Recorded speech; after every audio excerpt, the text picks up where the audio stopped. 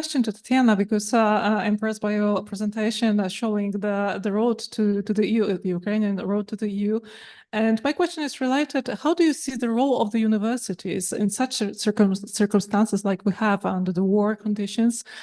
So how you can contribute to the process of the European integration? Thank you.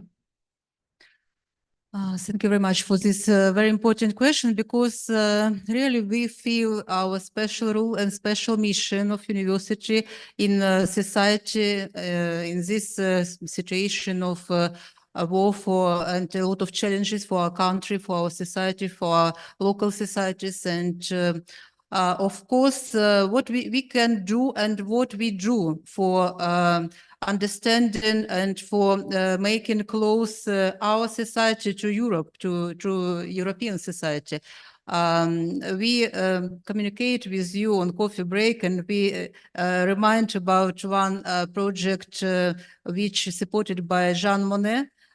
This project devoted to the territorial development on the principles of balanced development. So we provide a lot of new information for our society, for our new managers, for our future managers about European principles of, for example, territorial development, European principles of forming of competitiveness, because this information is not open even for our local authorities, and we provide a lot of different measures, such as roundtables with local authorities, with national authorities, and we provide more and more information about European policy, about European economy, about our future challenges, how to make close our policy on different levels of economy to European principles, and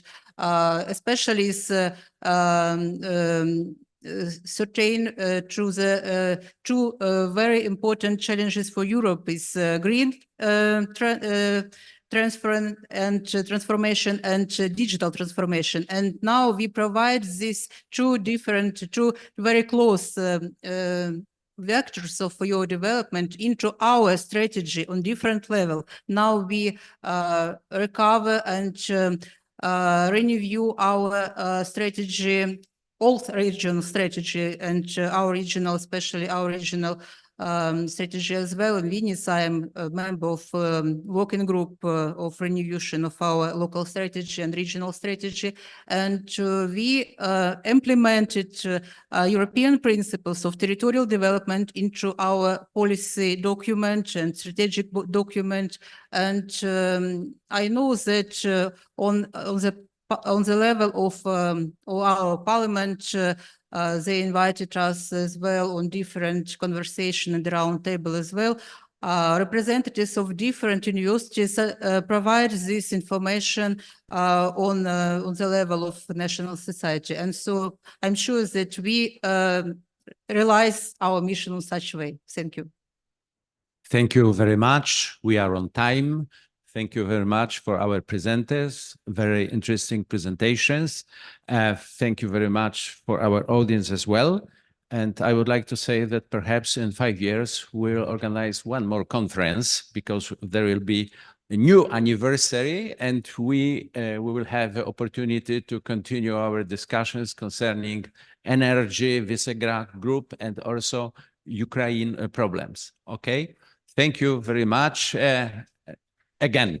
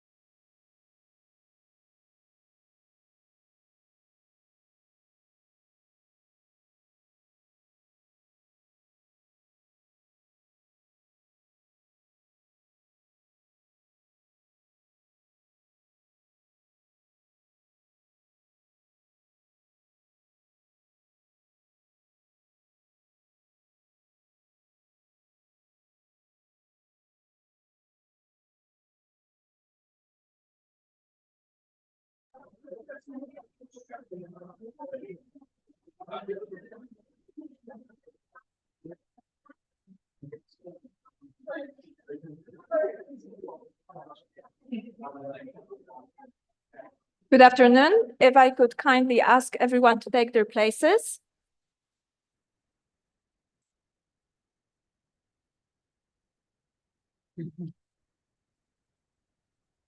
Będziemy pierwsi wstawać, to żeby też...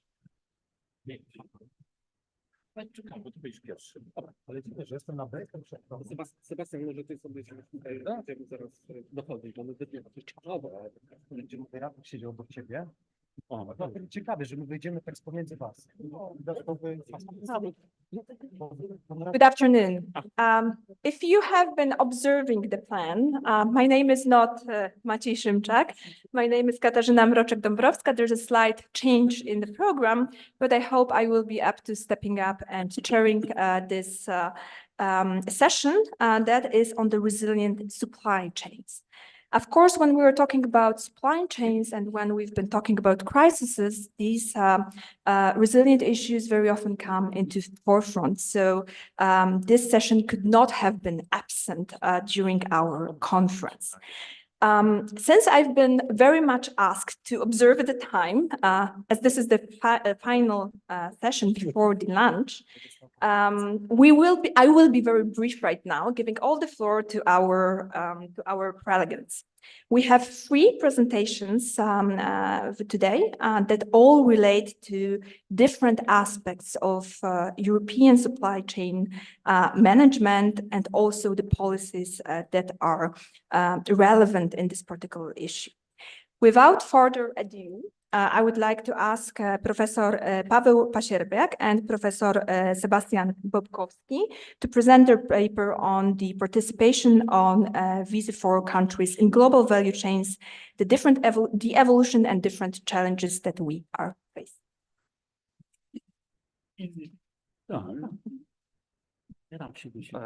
Thank you very much. It's our great pleasure to be here and to present on our topic. So we prepared the presentation together. My name is Paweł Pasierbiak. I'm from Maria Curie-Skłodowska University, and this is Sebastian Bobkowski from Wrocław University of Economics and Business. Yes, without further ado, I think we can start. So we've chosen topic that is participation of VISI4 countries in global value chains, which is kind of interesting. And what we are going to talk about is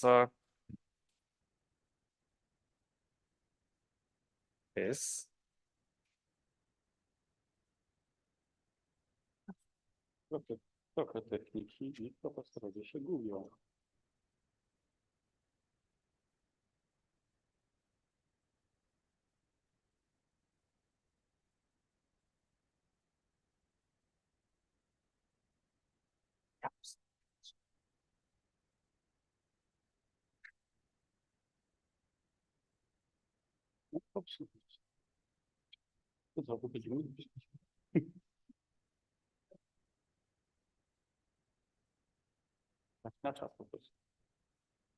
okay.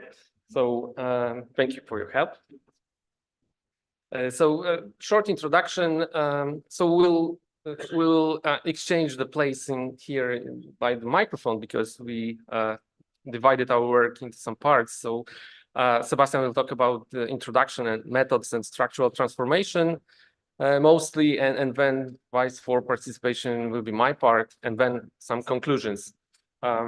So yes, Sebastian. Good afternoon. A great opportunity to speak here in this beautiful lecture room. We are for the first time here in this place, I think, Paweł, yeah? It's our first time here, so it is a great privilege. What we're going to start with is to present the main objective of our presentation. We're going to focus, it is a broad topic, so we're going to focus on GVC participation of these 4 countries with some emphasis put on determinants and challenges related to it. What we're gonna at first start with is the short recognition of GVC. I think there is no need to define What is GVC here? It is a part of our economic reality for more than 30 years now. So we know what is it, and we recognize GVC as an inherent structural component of the open economy. And in this sense, it is also a backbone and central nervous system. So through GVCs, we are interlinked as never before in the history. Oh, so it works. Yeah. We use several methods, and those methods will be better illustrated, presented in our paper on which we work now. However, just to shed some light, what we're gonna do is to make a critical analysis of the literature in this field, to do descriptive analysis, statistical analysis, and also use some measures in order to assess the participation of these 4 countries in GVC. And here you have this composition of gross export method of measurement. So here you can find domestic value added that is absorbed, consumed abroad. The one that is exported and reimported, so comes back. Then we have foreign value added, and you have pure double counted items, which are considered here for our calculation.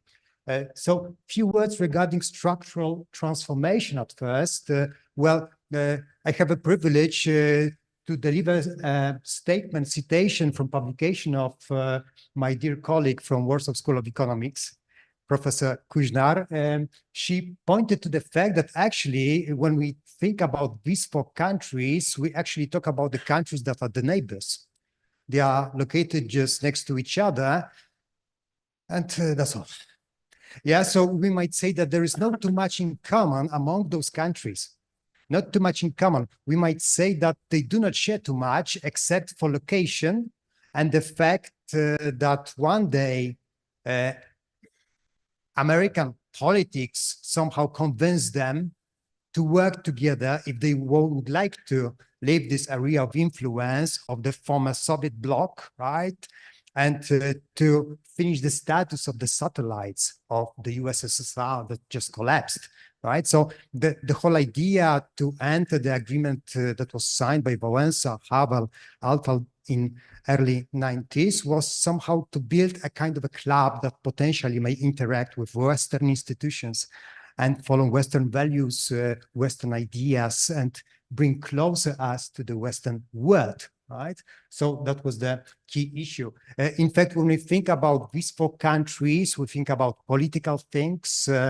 Professor Dangerfield has mentioned about before, about our cooperation, and he delivered also a citation regarding before and the statement made by the Ministry of Foreign Affairs from the Hungarian government that has entitled before as the strongest alliance here in this part of the world. To be honest, I do not find any premises to state that this is the strongest alliance. The thing is that we are very, very divided, and this issue, this topic that we already discussed here, so the war in Ukraine, so the most significant challenge we face as countries since the Second World War, right, is something that actually proved and indicated how divided we are here in this group. The other aspect is related to the economic issues, cultural issues, history that we do not share also, right? Especially the younger audience here in the lecture hall maybe is not fully aware of the fact that we stood on the different sides of the front during the World War, right? And the fact that Poland invaded Czechoslovakia, right? That Poland is maybe this one, you know, the second most Catholic society in Europe. On the other hand, Czech Republic is the second most secular society in Europe. So we have many, many differences here. So we are just the neighbors, we might say. And what is important when we talk about the transformation is that since the 90s, we started to do that in parallel, right? But we cannot find here premises to state that we coordinated somehow our efforts as 4 countries, at first 3 countries before Czechoslovakia collapsed. But what we did actually was to follow the regulatory package of the Washington Consensus in order to privatize formerly state-owned enterprises, right? To liberalize our prices, to establish institutions, legal frameworks for formal, informal markets, for goods, services, for the capital, right? So it was about the regulation, about liberalization, about public finance structure, expenditures, so many issues which we followed since the 90s in this aspect of transformation. The other important stage of transformation was the pre-accession period to the EU. So all the efforts related to adjustments of our institutions, of our law to the membership in the EU.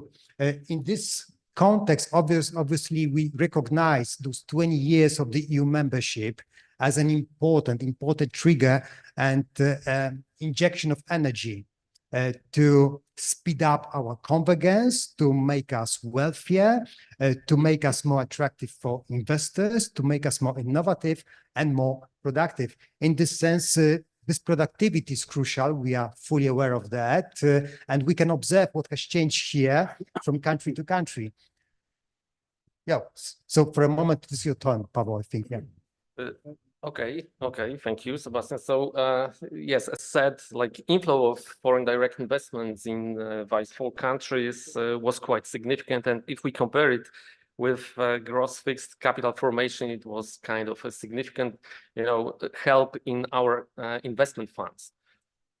Okay, just to prove what just Sebastian said, it was kind of a very important factor.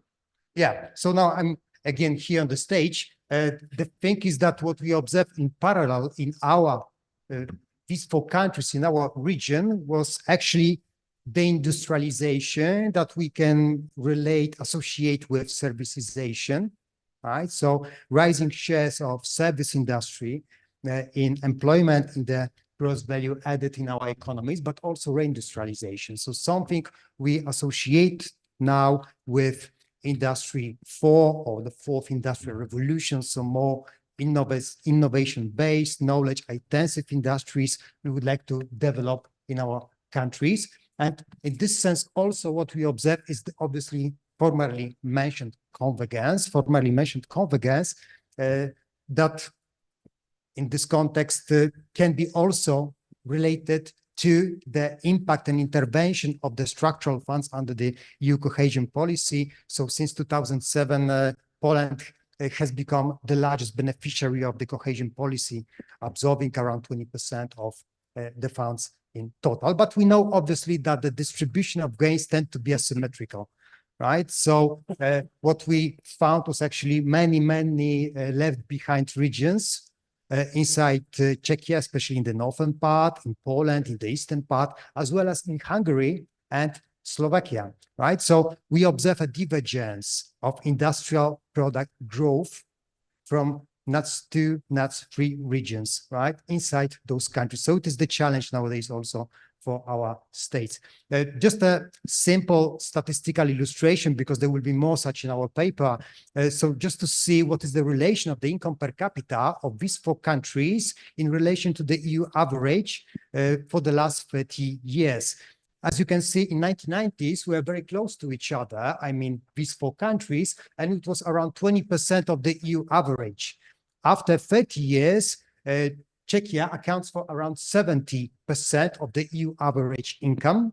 At the same time, Slovakia close to 60%, Hungary and Poland around 50%. So there is something like a convergence in this respect that is objective fact.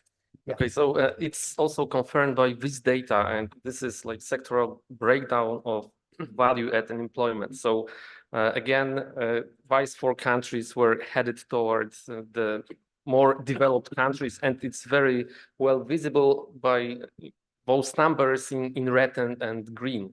So we could notice that in case of Poland, we had more like 20% of almost 20% of employment increase in services than it was in the past. Okay. Yeah, so now my turn for the moment. Yeah. Yes, again, your turn, but we don't have too much time, I guess. So yes, we don't want to be remembered as the one who delayed the lunch. Yeah. Yes. We don't want to be here for the first and last time. but we would like to be here again But if in the we future. have another 30 minutes, Yeah, so minutes. just you can see here some results from the IMD World Competitiveness Ranking, yeah, and it is taken for the last 20 years in the 21st century, and you can see how the fluctuations look like. But one thing that is quite visible is the relative stability of those indicators, right? We cannot be proud as for now from the position of Poland, but we can expect an improvement very soon, I hope. Right, but what is an unquestionable thing here is that the Czech Republic proved to be our regional leader in respect of the competitiveness in different fields. Here you have those criteria that can be considered. Why IMD? Well, it is published every year since 1989, right? While many others like GCC, as for now, is not updated anymore. And you have those 4 criteria which are crucial. They are quantitative, qualitative aspects of competitiveness here, starting with economic performance, government and business efficiency, and infrastructure. And we just marked with red color some numbers that speaks to imagination, like very high position of Hungary in 2021, 2022 in respect of economic performance, with special regard to international trade prices and the situation on the labor market. On the other extreme, we have very poor position of Slovakia in respect of government efficiency and the quality of infrastructure.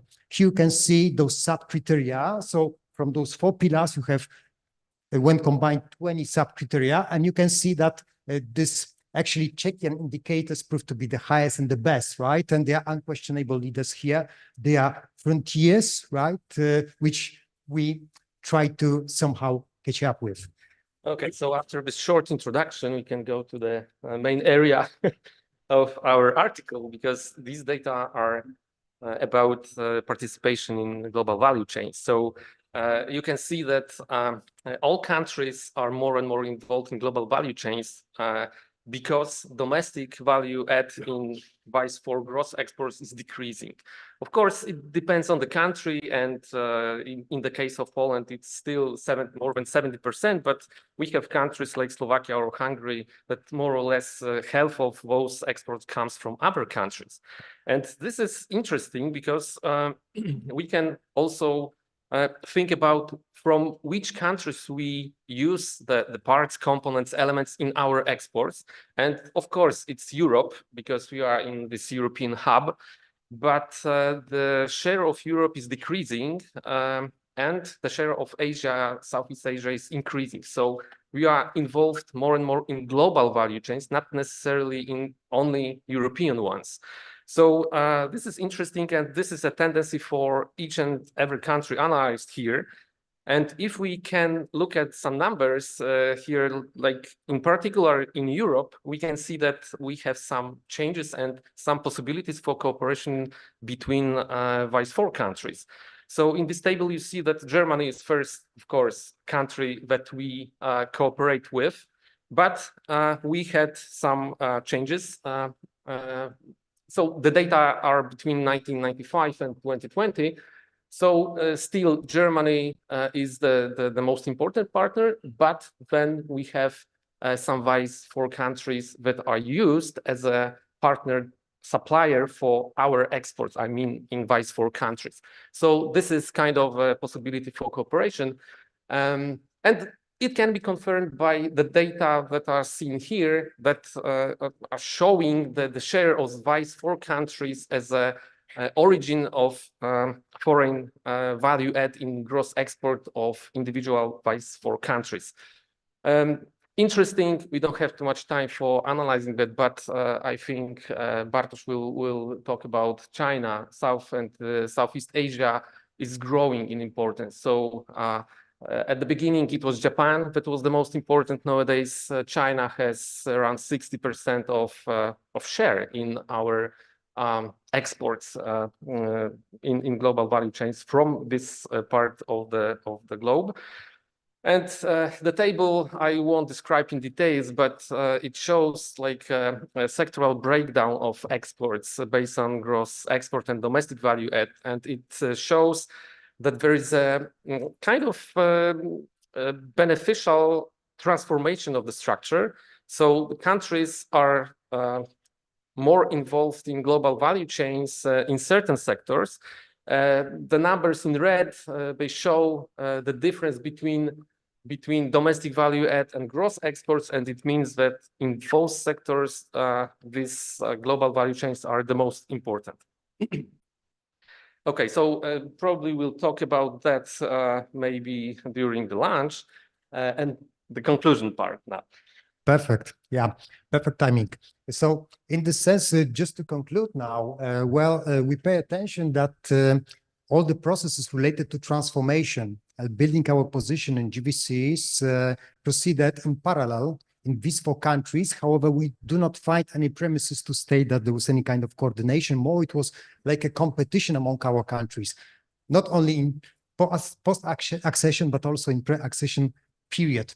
In this sense, what we pay attention to when we analyze the competitiveness and our attribute as these 4 countries, some we have in common. That would be not only the fact that we are very close to German markets, so the largest European economy, but such aspects like the skilled labor forces, like the cost competitiveness, like reliable infrastructure in this sense, and also economic dynamism. It is the issue.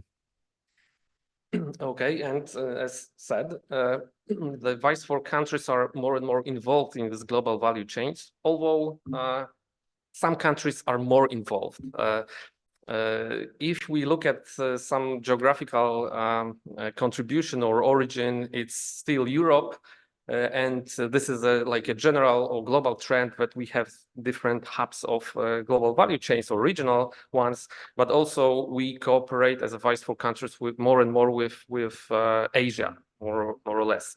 And yeah, if we see some data, there is a possibility for our countries, the 4 countries of Vice 4, to cooperate in global value chains. And I think this is the last slide, yeah, before we say goodbye. So actually, we look forward, and that will be another aspect of our paper. So we consider some challenges, some shocks we face as a grouping. Well, those include some slow burns also, yeah, but we pay attention to green digital transformation. This is the challenge we face together. Global uncertainty, so we operate in very turbulent environment nowadays. The problem of demography, aging society, that is especially significant in Poland nowadays. In this sense, when we think about these 4 countries, then they can serve under those turbulent conditions as nearshoring, friendshoring locations for those operators, for those investors, for those enterprises that not necessarily would like to operate at the longer distance these times. Thank you very much for your attention. Thank you, Paweł, for cooperation. And for your patience.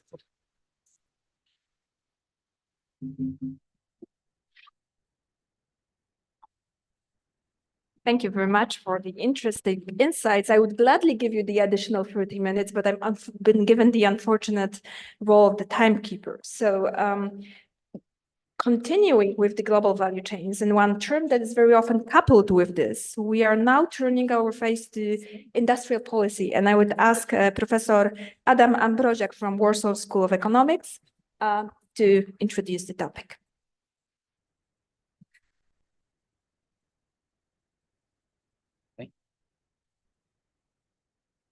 Well, ladies and gentlemen, first of all, thank you very much for having me this conference. This, from my point of view, a very big privilege, and thank you. I mean, my words especially go to Professor Ida Musiałkowska. So, Ida, thank you very much for this. Well, truly saying, yesterday I had just only one. I thought that it was a pretty big problem. I mean, my problem was that I had to wake up at 5 a.m. This is in the middle of the night. Unfortunately, I've managed it. And at the beginning of this conference, and she's saying already in the chain, but especially at the beginning of this conference, I figure out that right now I have much bigger problem, as my presentation is outdated. Why? Because definitely I should change at least, maybe not the whole presentation, but at least the title of this presentation. I mean, definitely I shouldn't talk about new industrial policy, but rather renew. Why? Because today we have the Europe Day. We should celebrate. 74 years ago, I do remember 74 years ago, as Mr. Schuman announced his declaration. What we had in this declaration, we had, of course, some political issues, statements, and so on, but there was also a very important economic part. And this part was about just picking up just two sectors, I mean, steel and coal, two sectors of industry, that they decided to do something with them. I mean, they decided to subsidize them, they decided to organize them, and so on. And then, on the basis of this, they decided to create, to establish, or just established by let me say, accidentally, but at the end, they established, let me say, a kind of sectoral industrial policy, because they decided to stabilize the prices, they decided to subsidize these companies who decided to be active in these industries, in these sectors. They said to support employers in these companies, and so on. And Tri saying what I'm going to do today is to show you that, let me say, our current, let me say, new EU industrial policy is not a new one, it's a renew one. Why? Because, I know that we are talking about twin transformation, we have digital. So as we look at this concept about this new industrial policy, my thesis is that definitely this new EU industrial policy, definitely from my point of view, it leads to distortion of competition within the EU internal market. Why it is so important? Previously, this 74 years ago, on the 9th of May, Mr. Schuman presented the concept how to intervene within the market, having in mind saying that then we had many additional barriers to trade. I mean, technical barriers, fiscal barriers. I mean, Tri saying we didn't have the EU internal market.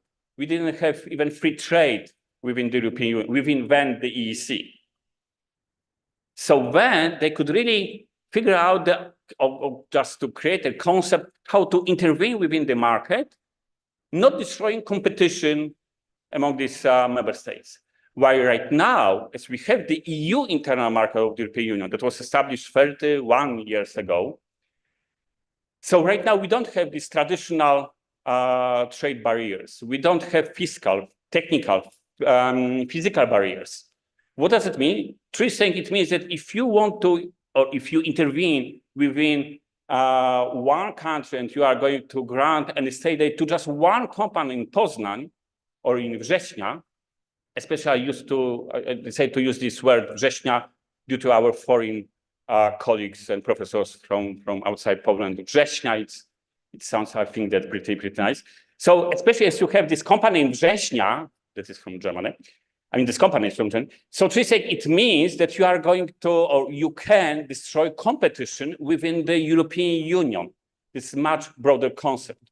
So that's why, as I said, this is a problem from my point of view, that right now, thinking about this new concept of the EU industrial policy, we can really destroy this competition that we have right now. And of course, I would try to look at definition of this EU industrial policy. What does it mean, this new EU industrial or renew industrial policy? And looking at two different, let me say, levels of size. I mean, on one side, I would like to look at this regulatory and financial, of course, instruments. So here we have this definition. I'm not going to go into too many details because, of course, we know that thousands of these definitions. But definitely, what we are going to do, we are going to ensure better prospects for economic growth, but absolutely, we are going to intervene within the market. There's no question about it. That's how it works. The problem that I have right now, of course, much smaller one, is that right now, as we are talking about objectives of our industrial policy, we are not talking anymore about industry, about entrepreneurs, about entrepreneurship. No, we are talking about research, development, innovation. We are talking about employment, education. We are talking about social rights, environmental issues, and so on. So Tri is saying right now, we don't have a very clear concept of the EU industrial policy that should really deal with problems of our entrepreneurs, of our industry, or industrial enterprises, industrial companies that are located right now in the European Union. Truly saying, I have a feeling that right now we are using EU industrial policy, or just this concept of industrial policy, to meet completely different goals, to be more friendly, more environmentally friendly, to be more social friendly society. But definitely, we are not talking about real industrial sector. So I decided to look at the treaty. Right now, we have the treaty on the functioning of the European Union. And here we have a very clear statement that we should care about competitiveness of the union's industry, and that this competitiveness should exist. I'm over happy that Professor Veresa mentioned there are many definitions. I know just only one of them, that you are going, what does mean competitiveness? It means that you are able to compete against your competitors, against some other partners within a given market. And of course, Professor Falkowski as well. I should mention, as I said, competitiveness. Sorry, Krzysztof. But as we are looking at the European Union, so of course, it's really nice to say that, yes, we should compete against China, Russia, what we have again, Canada, the US, Australia, and so many countries in the world. The issue is that as we are going to intervene within our market, and as we are going to give some even subsidies or special treatments, special provisions to our companies here in Europe, it means that we are going to give such a subsidy, such a special treatment to just one specific company that is located, let's say, in Poznań or in Września or in Oporto, I mean, within the European Union. But what does it mean? The consequence is that we think we do not, in reality, we do not compete against only Russia, the US, Japan, China's companies. We are competing against ourselves, I mean, within the European Union. If we subsidize, as we give any additional instrument, any additional financial sources, as we apply an additional special preferential instrument towards just one company, it means we're saying at the same time that we are going to give him or her some preferences against some competitors within the European Union. That's, from my point of view, an issue. In here, and I will come back in a moment to this point. In here, we had this smile curve.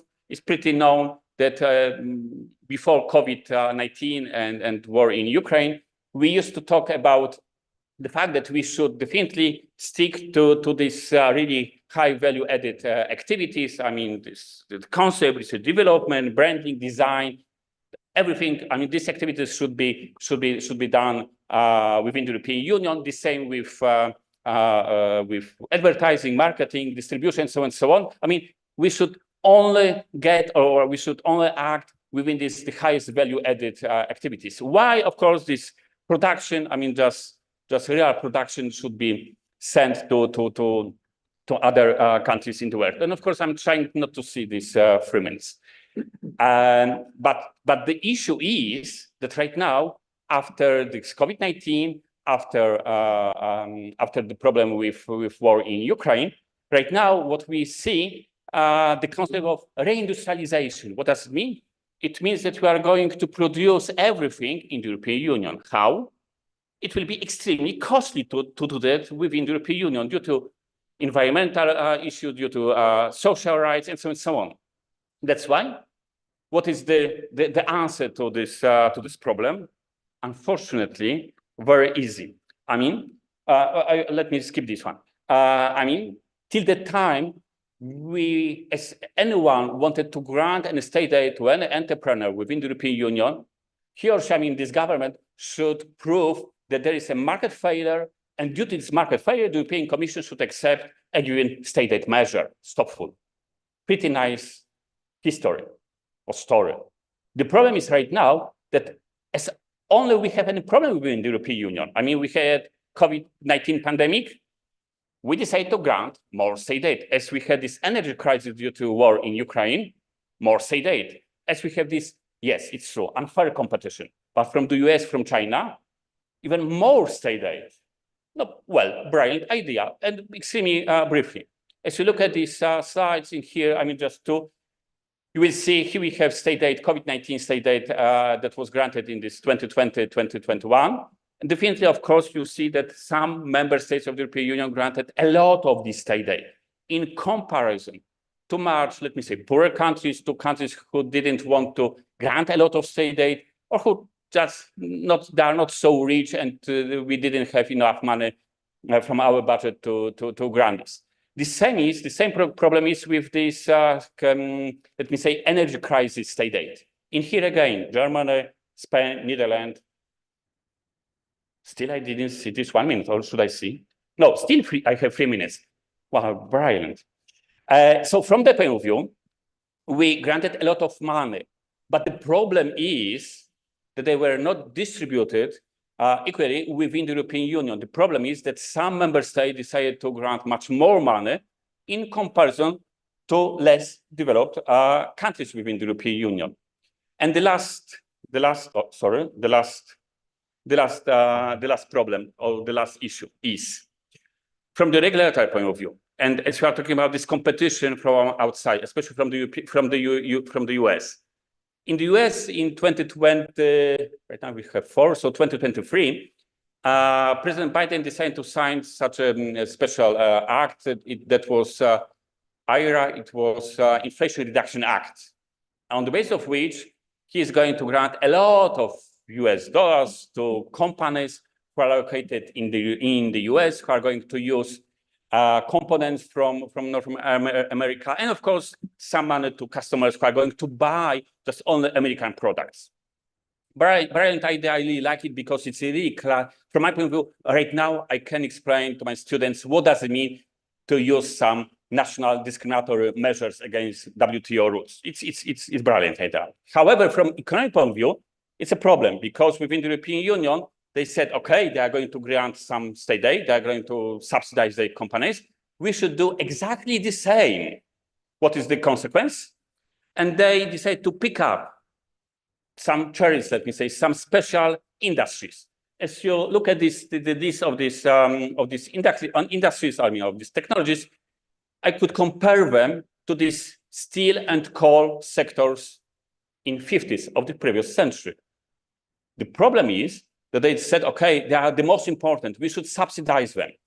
As you compare the situation to the previous, to the situation before IRA in the US, you should bear in mind that as you look at this map to the left, this is the map where you could grant your so-called regular national state aid for investment. So to take only, let me say, the poorest countries in the lagging regions could grant such an aid for investment. Stopful. Right now, on the base of this Net Zero Industrial Act, within which they decide to pick up, to choose, maybe not 2, maybe 9 technologies. I know that these are clean technologies, but still they decide to do that. Right now, she's saying, of course, with some differences, but still, you can grant this state aid within the European Union without any obstacles. So to conclude, because I see your eyes, and maybe I will be much more safe in here. So Chu is saying in here, from my point of view, it's a problem because first of all, as we are talking about this new industrial policy, we are not talking about really industrial policy. We are talking about green policy, sustainable industrial policy, whatever the policy is, but from my point of view, it's not a policy that we are going to improve competitiveness. Thinking about all these definitions that Professor Marzena mentioned today during the beginning, at the beginning of this conference. Unfortunately, we are not talking about this. From my point of view, we are not talking about competitiveness of real economy. That's one point. Secondly, unfortunately, we are talking about assertive, active EU industrial policy. Frankly speaking, we are talking about the fact how we are going to grant more money to our entrepreneurs. What does it mean? Definitely, it's going to be, from my point of view, we are going to distort competition within the European Union. And the last sentence, what Professor mentioned, this brilliant report prepared by Mr. Letta, 149 pages. Come on. It's a pretty long one, I could say. But nevertheless, of course, he said, yes, it's true. Unfortunately, this competition can be destroyed. But what did he propose? He proposed a kind of Europeanization of state aid. What does it mean? That the European Commission should collect all this money that member states right now have and are going to spend on state aid, that the European Commission should collect all this money, and then the European Commission should take decisions which company or which groups of company should get this money.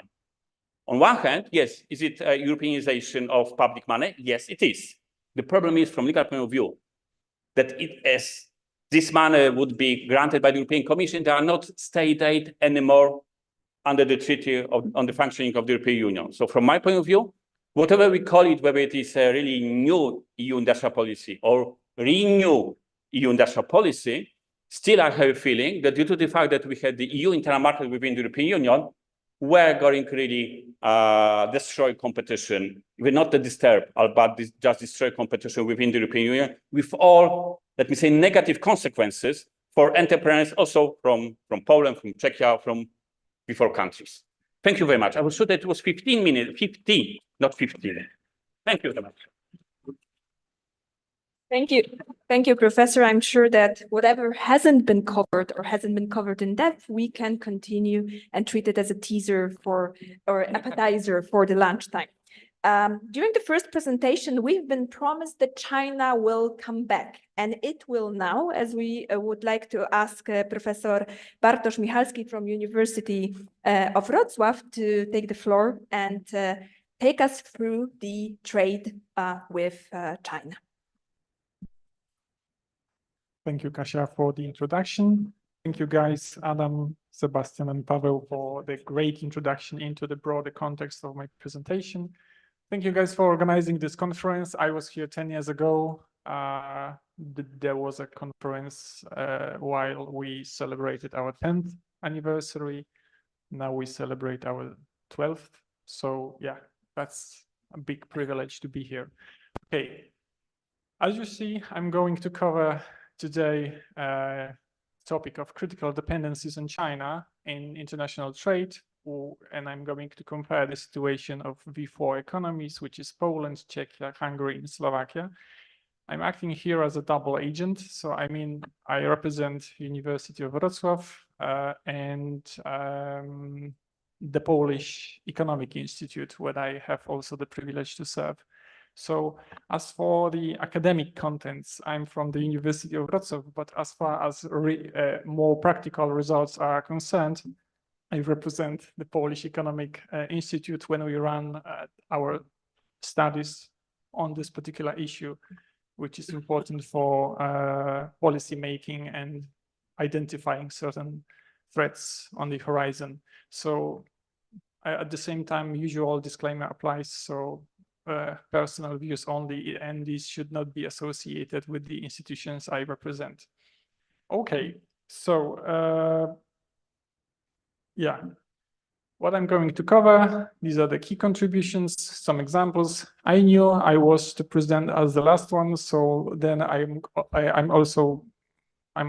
going to cover conclusions in the very beginning, and then if we had enough time, because the lunch is already there, I'm going to talk about selected results and some visualizations.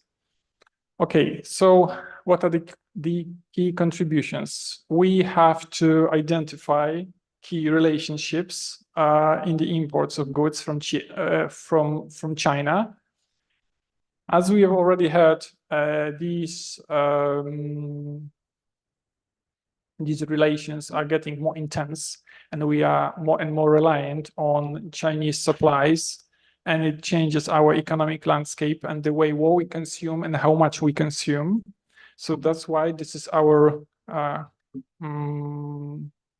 challenge to analyze the depth and potential risks which may emerge because of economic pressure from China. I'm sure, guys, you know that this particular tendency studied in the field of international security, that trade may be weaponized. So here Also, in the European Union, we have this particular policy which addresses potential economic coercion and policy which addresses how to make European economy, European supply chains more resilient. And of course, in the long run, they should be also more competitive. So as for the academic dimension of this particular topic, I'm going to fill the gap in existing literature, especially as far as the situation of V4 economies and dependencies in China are concerned. And as for the methodological approach, I combine the perspective of international political economy of trade and, of course, a classical approach of international economics when we just studied trade streams. Okay. Yeah, these are some examples.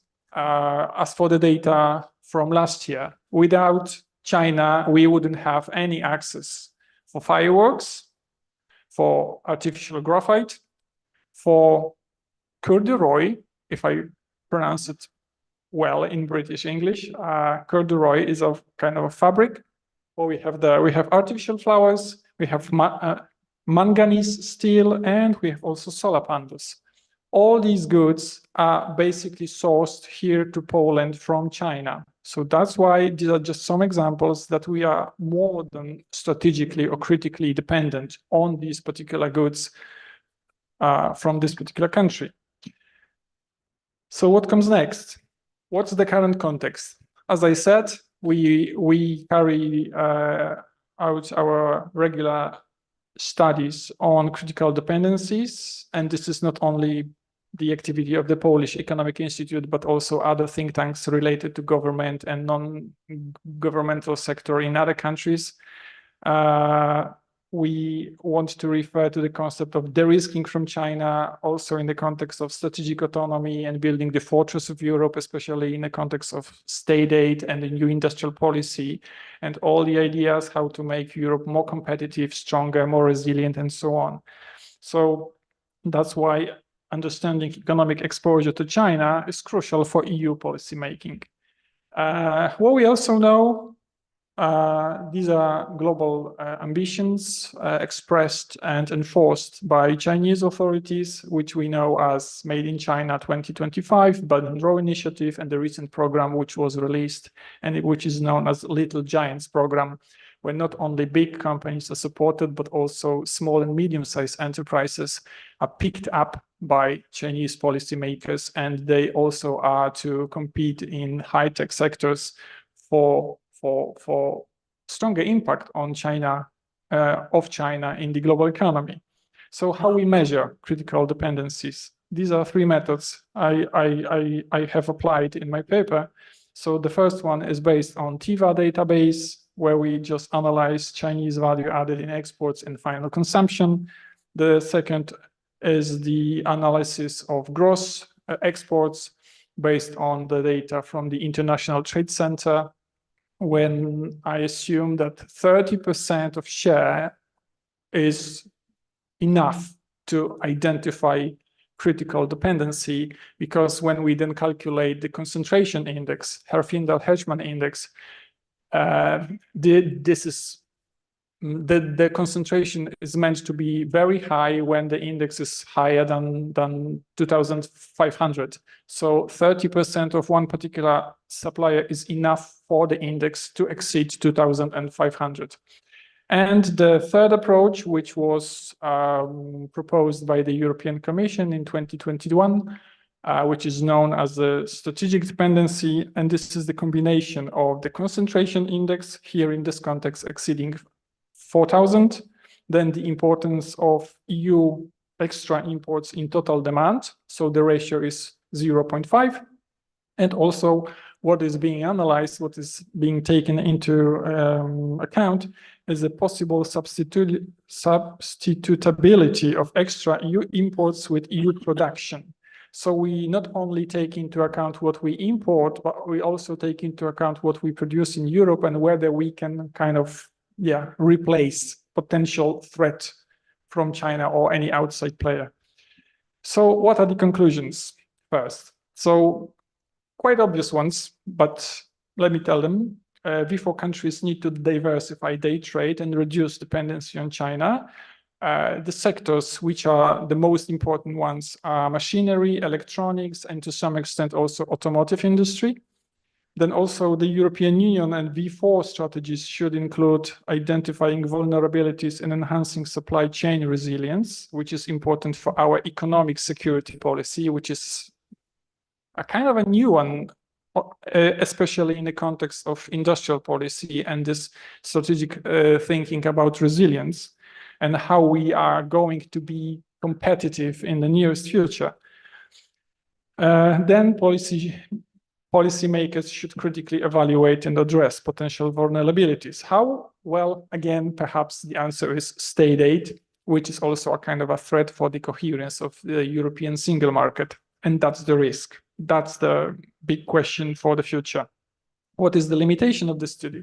Because of the nature of the data, we can't identify indirect linkages, especially in the context that V4 economies are strongly connected via trade with Germany, and they are the part of the German industrial complex. So that's why if China exerts pressure on Germany, this particular situation may also backfire, and we may also be in trouble as the Central European economies. So that's why here we would need more granular data on a firm-to-firm level. Okay, so what are the results?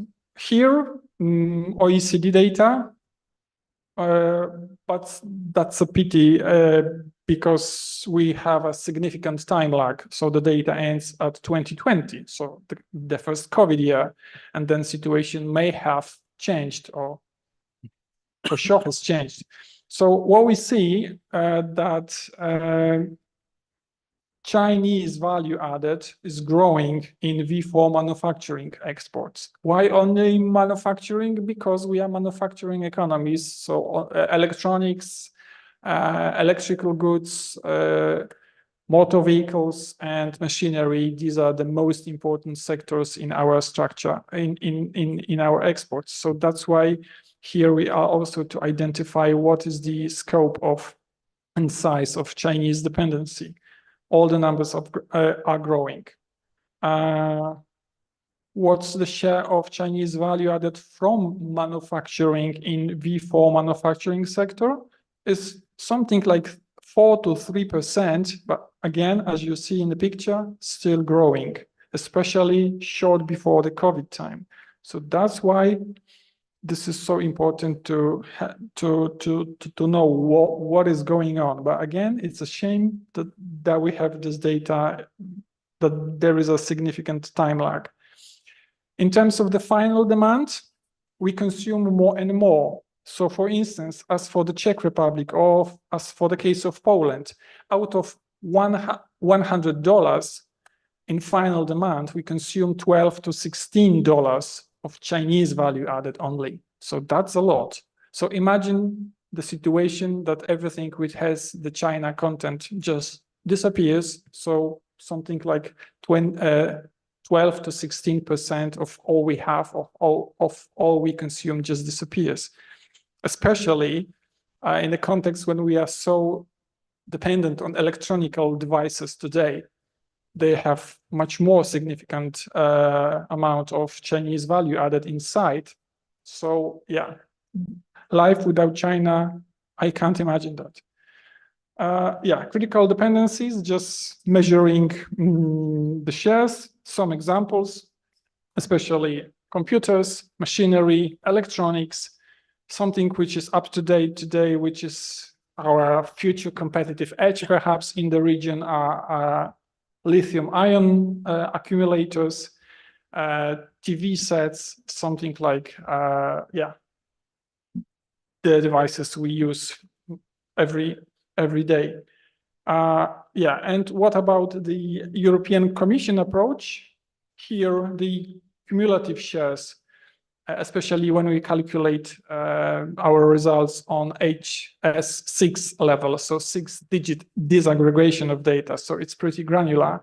So it shows us that there are something like 10% in the case of Poland of all imports outside of the EU dependent on China. So again, pretty much pretty big share, I would say. So that's why here is just an example, a list of examples of the most important goods which are sourced from China, where the value of these goods is also a significant one. So as for the case of Poland, we have automatic data processing machines, we have parts and accessories for these machines, especially for computers, solar panels, photovoltaic cells, and that's the question mark. That's the challenge for the future, how to address this, how to relocate certain businesses, how to change the situation for the better to make our economies more stable, more reliant, more resilient. Last but not least, I would also like to recommend you to read the report released by the Polish Economic Institute for the 20th anniversary of our membership in the European. It was released several weeks ago. Polish, English version, both are available on the website. And this is everything in a nutshell, what kind of achievement we've made during these 20 years of the EU membership. Okay. Thank you guys for your attention. Lunch is ready. Thank you and see you in the break.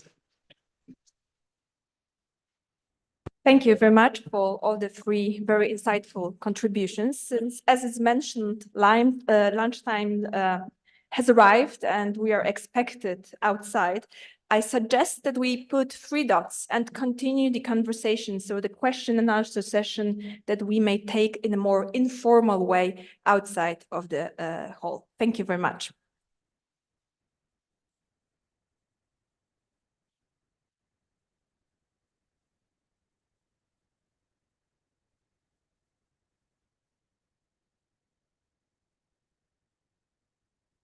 It will be held in room 236. Thank you. It will be held in room 236, but here will be the transmission on the screen. So if you prefer to stay here with your lunch or coffee, you will have a chance to follow. Thank you.